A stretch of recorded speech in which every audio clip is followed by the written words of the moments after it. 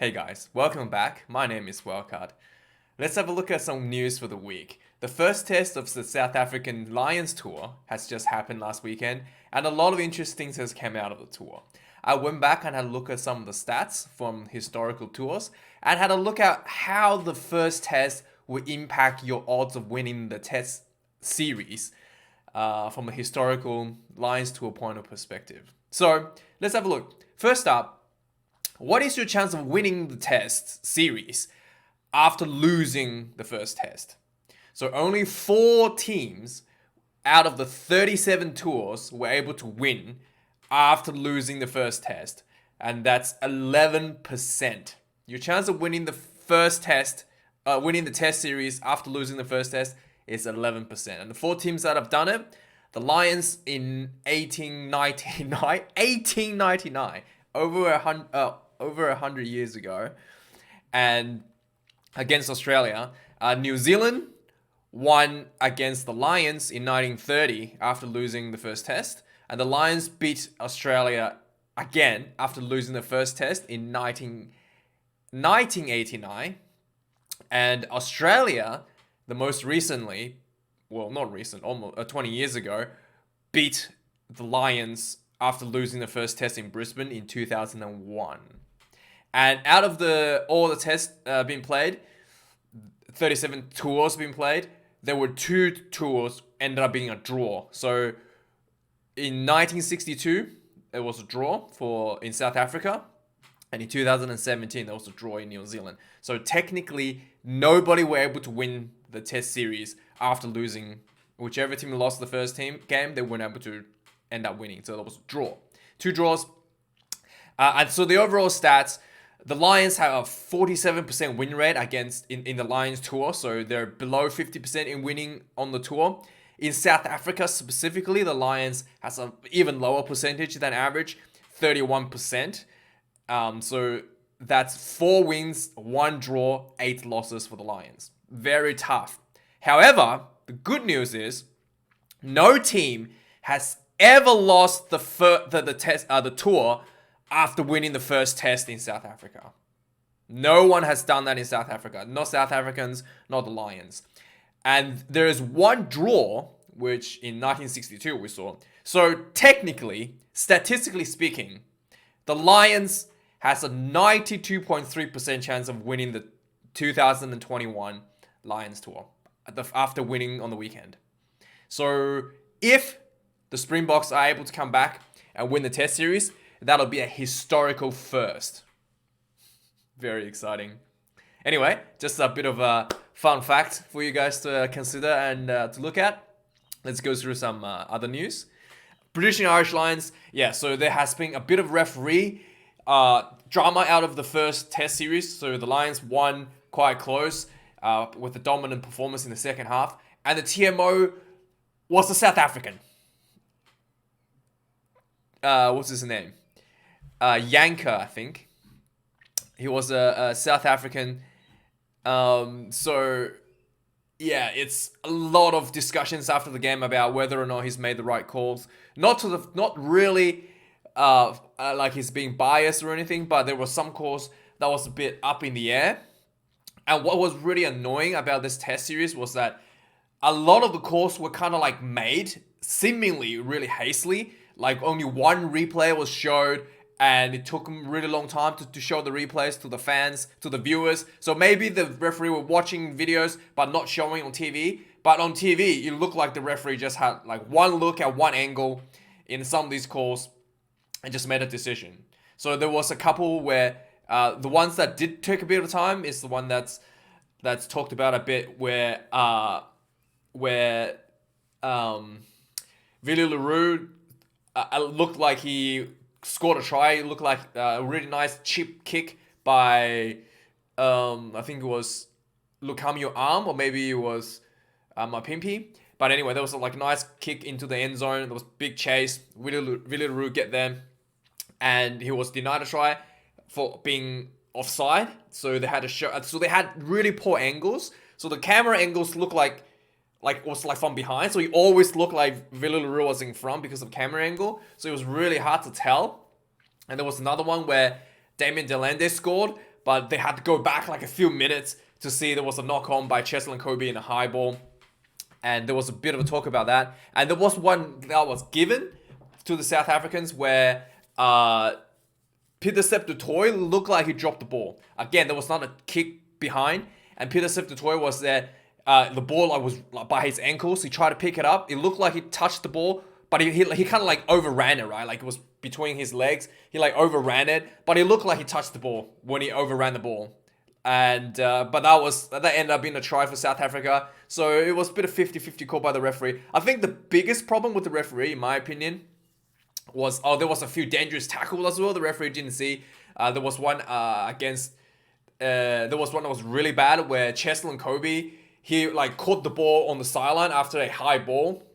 He landed in field and then got pushed out. So this high ball was outside of the South Africa 22. So he landed in field and then he got pushed out. So he technically was like touched in the air. And also the fact that he landed in field and get pushed out, the referee did not consider that. He would land in field really briefly. The referee said the referee actually called the ball out on the full. So the ball went back to where the ball was kicked. And that was really bad because he ended up being I think they ended up giving points to the Lions from the back of that massive error. So that was pretty huge in the grand scheme of things for the Lions. And Razzie had a massive go at this, as we shall see in a minute. And there was another one where Hamish Watson lift tackle. I think he lifted tackle. Who was it? Hamish Watson lift tackling. I think it was lift tackling Billy LaRue.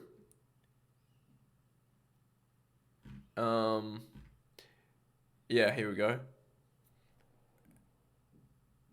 Yeah, Billy LaRue. He definitely lifted up quite high, over 90 degrees. Kind of power drived him a little bit and didn't land on his head really and didn't really get hurt that much.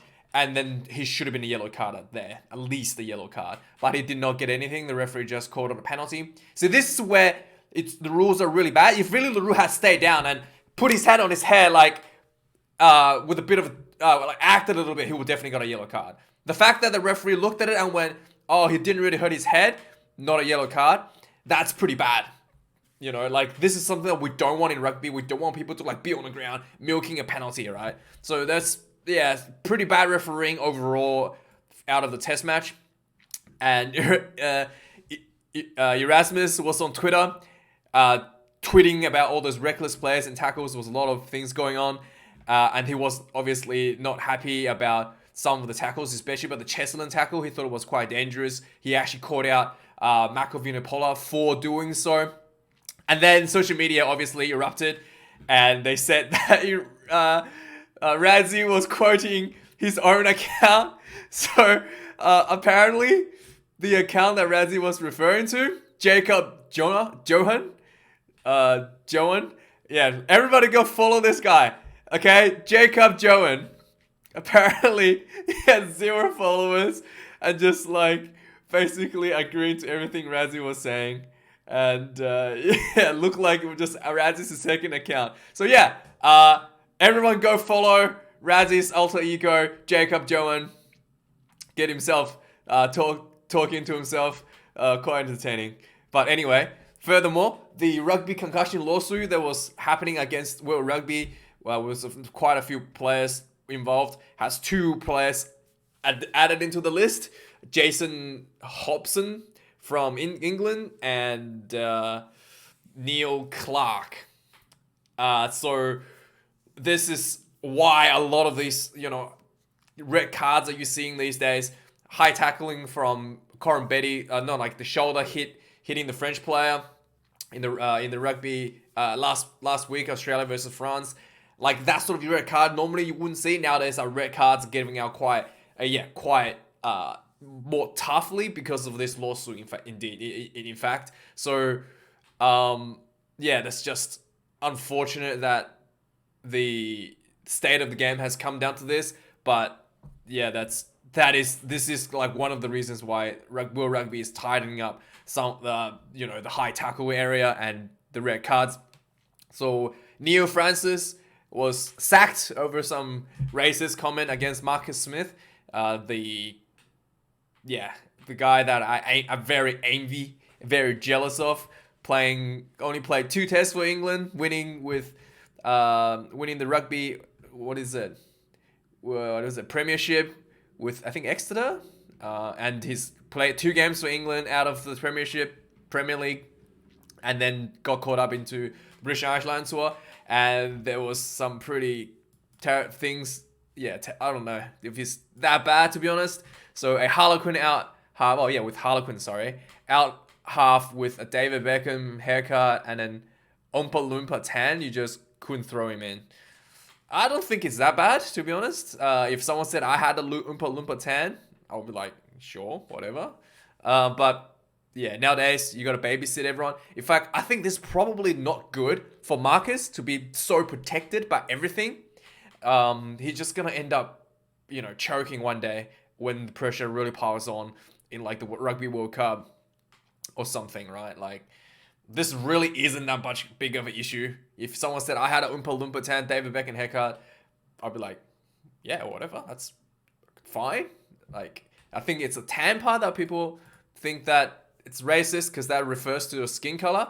But then I think if you're a professional athlete, it's really not a big deal to say something like that. I thought probably a bit overreacting, and I think it's probably not good for the player to be so protected. Anyway, there's quite a bit of lockdown going on. I'm in lockdown. My hair's going out of control. I look like a mess. So there's changes to the Bledisloe Cup that's coming up in next week, and so now that you was supposed to be New Zealand, Australia, New Zealand. Now 2 games in New Zealand will play back to back, and then come back to Perth to play the Australia game. Which Australian rugby did have the foresight to put the Australian game in Perth well in advance. So that's gonna be good for the Bledisloe Cup. It's quite important to me. More important than the Rugby World Cup to me. If the Rugby World Cup gets cancelled by a typhoon, whatever, I don't care. But the Bledisloe Cup must be contested. Okay, cannot be cancelled. It's too important. And so the Wallabies had to get an exemption because the travel bubble has been cancelled. And they were giving exemption to go to New Zealand, which is really, really nice to see. And finally, Quade Cooper. Due to James O'Connor's injuries, so the Wallabies are a little bit short on fly half position. So Quade is caught into the Wallabies team. Whether or not he's going to get a chance to play against the All Blacks, not too sure. But for me, it's quite happy to see. I know a lot of people hate him, especially New Zealanders. Hate push Richie McCaw. You should never do that because Richie McCaw is a national treasure. But for me, Quade Cooper, I literally have friends